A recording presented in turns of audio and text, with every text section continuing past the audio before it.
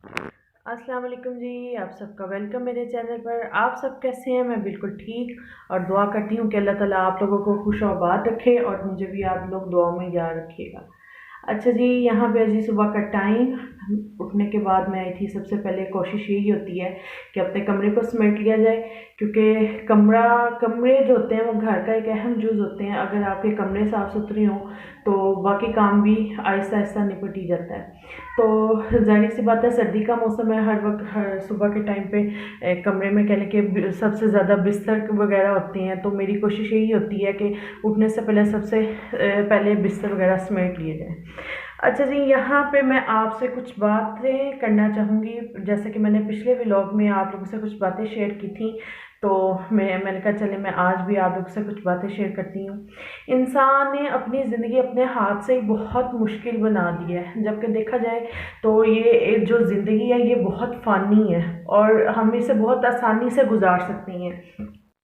आसानी से इस तरह गुजार सकती हैं कि इंसान को हमेशा अपनी ज़िंदगी में अपने ऊंचे और नीचे मुकाम को याद रखना चाहिए। कुछ बातें ऐसी होती हैं कि जिसके ऊपर अमल करके हम अपने अच्छे हालात का और बुरे हालात का मुकाबला कर सकती हैं। सबसे पहले मैं आपसे यहाँ पे एक बात करना चाहूँगी कि इंसान अगर सबसे पहले हर हालात में ज़िंदगी के हर मोड़ पर इस चीज़ को याद रखे कि एक ना एक दिन उसको कहने के मरना है। क्योंकि ज़ाहिर सी बात है, हम अपने रब से वादा करके आए हुए हैं और हमें वो पूरा ज़रूर करना है। एक मुसलमान होने के रिश्ते से, मुसलमान हो दुनिया का कोई भी इंसान हो, नीचे आने के बाद उसका मज़हब तहज़ीब वगैरह बदलती है। ऊपर से भेजने वाली जो ज़ात है वो सिर्फ़ और सिर्फ एक अल्लाह ताला की है और इंसान को हमेशा उस ज़ात पे यकीन रखना चाहिए। पहली बात ये है कि जब इंसान अपनी मौत को याद रखेगा तो उसके लिए ज़िंदगी में कोई काम भी मुश्किल नहीं होगा। क्योंकि जब आप याद रखती हैं जी कि मैंने मर जाना है, तो मैंने एक ना एक दिन इस दुनिया से चले जाना है, तो उसके दिल में किसी भी किस्म की लालच पैदा नहीं होती।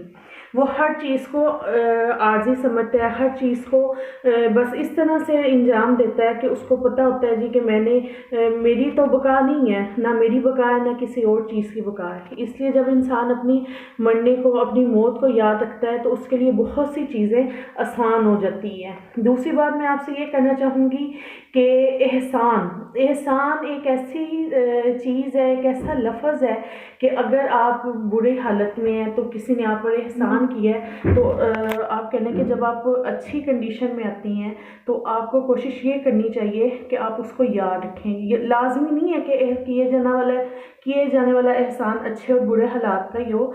किसी को अच्छी बात बताना, अच्छा काम करना किसी के लिए, वो भी सदका जारिया होता है, वो भी एहसान होता है। तो इंसान की ज़िंदगी को कहने के खूबसूरत बनाने के लिए और उसे अच्छे तरीके से गुजारने के लिए जब इंसान किसी का कह लें कि जी वक्त पे की हुई मदद, हेल्प को और किसी की एहसान को यानी कि दिखाए जाने वाले रास्ते को याद रखता है तो उसके लिए बहुत सी आसानियाँ पैदा हो जाती हैं।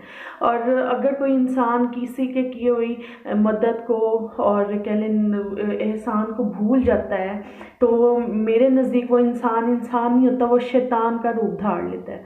क्योंकि ज़ाहिर सी बात है कि जो इंसान होता है उसमें इंसानियत हो, हर वक्त उसे ये ख्याल हो कि ये ज़िंदगी आरज़ू है, ये ज़िंदगी आर्जी है, तो वो बहुत सी ऐसी चीज़ों से बच जाता है जिससे कह लें कि करने से वो अपनी ज़िंदगी को अपने हाथ से मुश्किल बनाता है।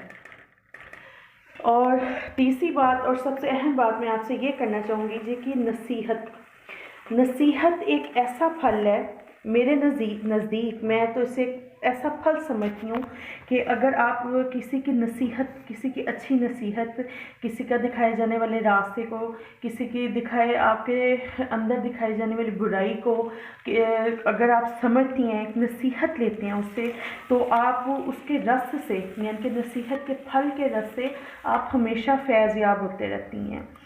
और अगर कह लीजिए कि जो नसीहत आपको करता है, हमेशा आपको नसीहत वही करेगा जो आपका खैर ख्वाह होगा। बहुत से लोग ऐसे होते हैं जो बज़ाहिर तो हमारे साथ हमारे दोस्त बनकर खड़े होती हैं, लेकिन वो कहते हैं ना कि जी बगल में छुरी और मुंह में राम राम।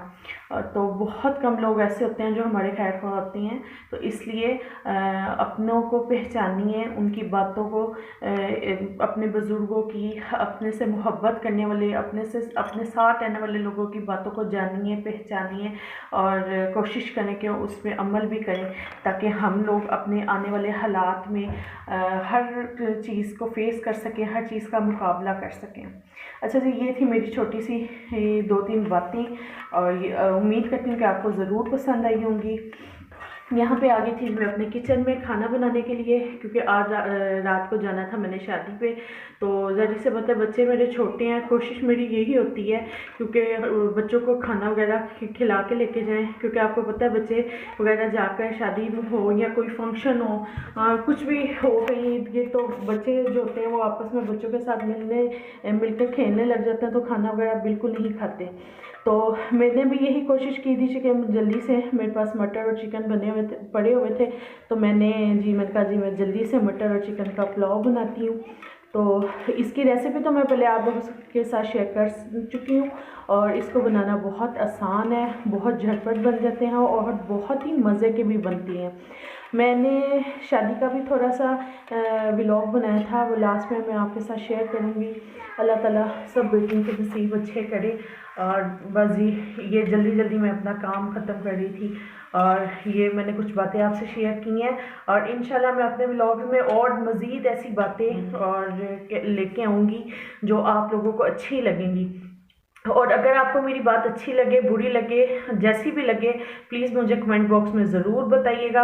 और क्योंकि बात वहीं पे आ गई कि अगर आप मुझे बताएंगे मेरी खामी या खूबी, तो हो सकता है, हो नहीं सकता, मैं कोशिश ज़रूर करूँगी कि अगर मैं कहीं पर गलत हूँ तो मैं उसकी इस्लाह करूँ, और अगर मैं ठीक हूँ तो मैं उससे मज़ीद ठीक करने की कोशिश करूँ।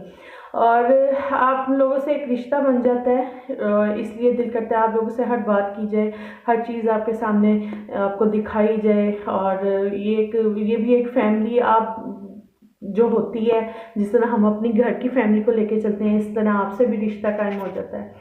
तो ये जी मेरे चावल को दम आ गया, दम यानी कि पूरा हो गया था, और बहुत मज़े की स्मेल आ रही थी, और इंतहाई मुझे इधर हुआ जी कि मैंने इतनी मेहनत से और जल्दी से चावल बनाए, लेकिन अभी घर में किसी का भी खाने का मूड नहीं था, ना मेरे बच्चों के, ना मेरे हस्बैंड का।